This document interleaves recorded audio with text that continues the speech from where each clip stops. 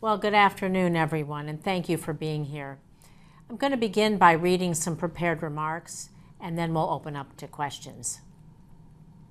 For nearly 2 weeks, Nevadans have seen the heart-wrenching images of carnage and brutality of Hamas's terrorist attacks on Israel.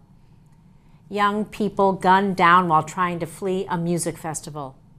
Children brutalized and burned to death. And babies, women, seniors, even Holocaust survivors ripped away from their families. Last weekend, I met with some of these families in Israel as part of a bipartisan Senate delegation. As the only Jewish mother serving in the Senate, meeting with those parents whose children were ripped away from them by terrorists, hearing those stories, seeing the fear and pain in their eyes, feeling their heartbreak, I can just tell you that's something that's going to stay with me for the rest of my life. And there's one story in particular that I'll never forget. A woman whose family member was taken from her by Hamas, and she came up to us, and in speaking about her pain, she said this. She just looked us in the eye and she said, "We no longer live in the same world as the rest of you." Think about that. They no longer live in the same world as the rest of us. For her and all of those families, every moment and eternity. And in addition to talking to these families, we met with Israeli government officials, talked to them about the resources and support they need, and we saw firsthand the evidence of devastation caused by Hamas. In less than 24 hours, we were forced to take shelter multiple times from Hamas's rockets, not knowing where they would land. Our delegation experienced just a fraction of what Israeli families are experiencing every single day as these attacks begin. I brought all of these stories back with me, along with a message to my Senate colleagues. Now is the time for decisive, bipartisan action to help Israel. Democrats and Republicans, both sides of the aisle, must work together to deliver support as quickly as possible. That means providing funding and defensive capabilities needed to protect the Israeli people from terrorism, to provide humanitarian aid to innocent people, to rescue those who are being held hostage, and to hold Hamas accountable for the atrocities they've committed. I'll continue to lead these efforts and work with my colleagues across the aisle to make sure we take decisive action to support Israel. I fully believe we can and will get this done because the United States stands with Israel now and always. And so now I'm going to open up for questions. I know I have a list of reporters here who joined the call today and have requested a question. Obviously, I can't see you, so when I call your name, please confirm that it's you, and you may begin to ask your question. So first we have Jessica Hill from the Las Vegas Review-Journal. Jessica, are you there? Hi, Senator. Yes, can you hear me? I can, thank you. Okay, great. Thank you so much for taking my call and my question. What are your thoughts on the humanitarian crisis in Gaza? Well, I can tell you, as in any war, anything at all, we always have to do everything we can to protect innocent people, to provide that humanitarian aid. And we're trying to do just that. Israel's trying to do just that, working with allies and partners, not only in the region, but around the world. But let's be clear how we got here. Hamas's premeditated, cold-blooded attack to execute, kidnap, and torture civilians. And so we have to be sure that this humanitarian aid goes to the people who really need it and not into the hands of the terrorists who will use it against their own civilians or against those in Israel. All right, the next is Gabby, Nevada Independent. Are you there, Gabby? Hi, Senator. Can you hear me? I do. Thank you. Yes. Thank you so much for taking my question. In his visit to Israel this week, the president expressed American support for Israel, but he also warned Israel not to repeat mistakes that Americans made after 9/11. So I was wondering what you thought of that statement, and if there's any lessons in particular you think Israel should heed from our experience 20 years ago. Well, I think it's really important that the president, first of all, that he went there. That he went there not only to support the state of Israel against terrorism and the only democracy in the region, but that the president and all of us have to stand up to terrorism wherever it is, whether it was 9/11 here in the United States, whether it's done by Hamas or Hezbollah, proxies of Iran, or wherever it is in the world. So what we have to do now is be sure, number one, that we provide that humanitarian aid. It's really, really important. Number two, we have to be sure that we help figure out how we can negotiate to free those hostages. Like I said, there are handicapped children I saw in a wheelchair kidnapped. There are grandmothers and babies. They need to let these hostages go. Then we will provide Israel with the kind of support they need to defend themselves as we move forward with allies and partners in the region and around the world to really stamp out terrorism. No one wants a terrorist in their backyard, and trust me, they can go and export it anywhere, as we've seen here. That was why the president went. That's what we're trying to do. Thank you. And so I think from the Sun, we have Ray Brewer.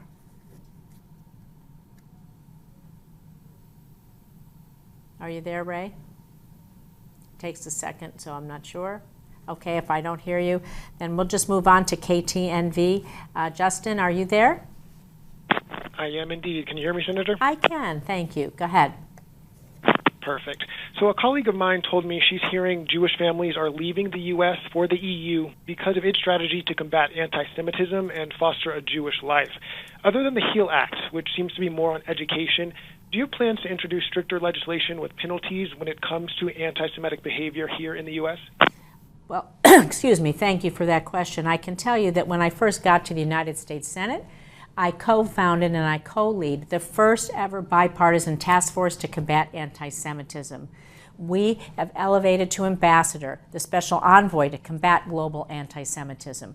We've promoted the HEAL Act, the Holocaust Education, the Never Again Act. We worked with the president. I actually called on the president, 126 members of the House of Representatives and the Senate, bipartisan, bicameral, to fight anti-Semitism, to create an interagency task force. This interagency task force is comprised of Department of Education, Department of Justice, our State Department, so many others. This is the first time that's ever been done. He agreed to doing it. I think it was in June that they put out their list of tenets of what they're trying to do and how they're trying to proceed on this, and we're continuing to work with them to monitor this. So this is top of mind for everyone, because what I'm going to say is this. What starts as hate and anti-Semitism, it may start there, but it never ends there. And so what we do to combat hate, whether it's our college campuses, whether it's in our churches, mosques, synagogues, restaurants, wherever that is, that's going to help us fight hate everywhere. So we continue to work on this. This is a top priority of mine, because never again should mean never again for anyone. We're going to go on to KOLO. Denise. Are you there? Ooh. Hi, can you hear me? I can, thank you, yes. Hi, thanks for taking my question. I think so many of us here, we're reading the reports and we're seeing the images, and we have all these feelings, whether we feel helpless or heartbroken or angry, but we can't do anything. You're our representative. You can take action. What do you want people here in Nevada who may be having all these feelings, what do you want Nevadans to know? Well, first of all, my heart not only goes out to the people in Israel whose families have been torn apart, to the civilians in Gaza who have been victims of Hamas and their terrorism, but here in the United States, so many people are connected to the Jewish community, the Israeli community, or just feeling helpless, like you said, in the face of terrorism that we've all felt.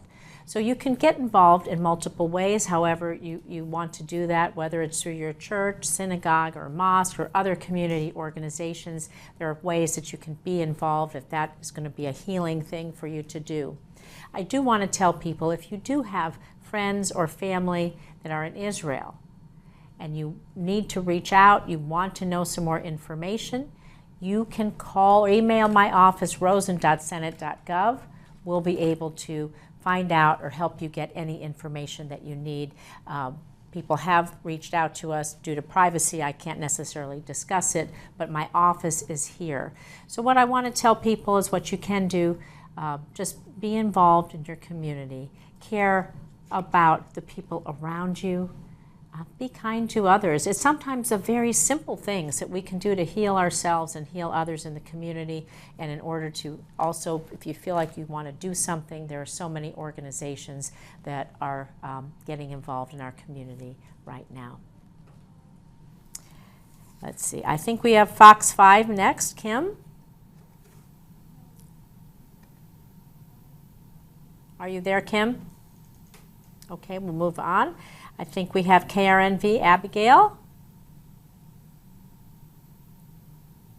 Nope. Okay. I have Kate. Oh, Abigail, you're here? Yes. Can you hear me? I can. Thank you. Sorry, I had to move my earpiece a little bit there. It was falling out. Sorry. No worries.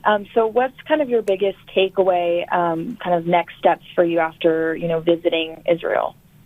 Well, I think for us here in the United States Senate, the next things we can do is be sure that we proceed on a package to support Israel, to be sure we get those Iron Dome batteries to them, because the missiles are going off hundreds a night. I said I was in those shelters multiple times. The sirens go off, you go into the shelter, and as I said before, you wait, and you don't know what you're going to come out to. And so this is the kind of terror that's happening every day. We also need to be sure that Israel has whatever resources it needs to protect itself. We're going to be sure that we do everything we possibly can to get the hostages out. These are men, women, children, babies, Holocaust survivors. We need to get them out and to provide that humanitarian aid that's so important. That's our job here in Congress, to pass what we call that supplemental package to do that. We're going to be doing that as quickly as possible. Let's see. That was Abigail. Next. This is Kim. I'm so sorry. Kim. Oh, Kim, you're back. That's great. All right, we'll go back up. No problem. Great. Kim, go right ahead. Quick question. You said how imperative it is to get support as quickly as possible to Israel. With really the stalemate that's going on in the House with no speaker elected, how can we do that? Well, there's no speaker elected. What could the solution be to that? Well, I can tell you that the Senate's going to do its job and get the supplemental passed as quickly as possible. And what I hope is that the House of Representatives stands up and realizes that they need to be the adult in the room, and that there's serious business that needs to happen, not just to protect the United States, but to protect people all around the world. So we'll see what they'll do over there. Perhaps they'll elect a President pro tem or a speaker. I'm not sure what they're going to do, but it is imperative that they do something and give someone the ability to put things on the floor, like the supplemental, like our budget, all of those things. We'll wait and see what's happening, but so many of us have been talking to our colleagues over there to try to make sure that they stand up, lead, and do the job that they were elected to do. Thanks, Kim. Let's see, I think next is Josh, KTNV. Hi, Senator Rosen. Thank you again for taking the time for this. So there's a vocal minority in America who are particularly pro-Palestine, who would like to see a ceasefire. What would you tell to everyday Americans who are on the fence over whether Israel should or should not continue carrying out an overwhelming response? Well, what I can tell you is this, is we never want anyone to celebrate acts of terror. And I want to be clear that Hamas and Hezbollah, proxies of Iran, are nothing but terrorist organizations. With that being said, we need to root out terror because it can come to anyone at any time, as we've seen here in our own history with 9/11. That doesn't preclude us from trying to work with legitimate governments towards peace or a solution going forward, but in this moment where Hamas is terrorizing not only their own civilians as they use them as human shields, as they siphon off this humanitarian aid, not to build hospitals or schools, but to build tunnels and missiles, we need to be sure that we root out terrorism, and every single one of us can stand tall against terrorism wherever it stands.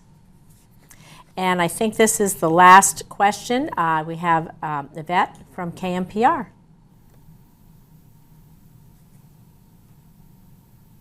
Nope. Well, I guess, David, you get it from KLAS, if you're there. No? All right. Well, I want to thank everyone for coming on and doing this. I really appreciate it. And we'll reach out and speak with you all soon. Thank you.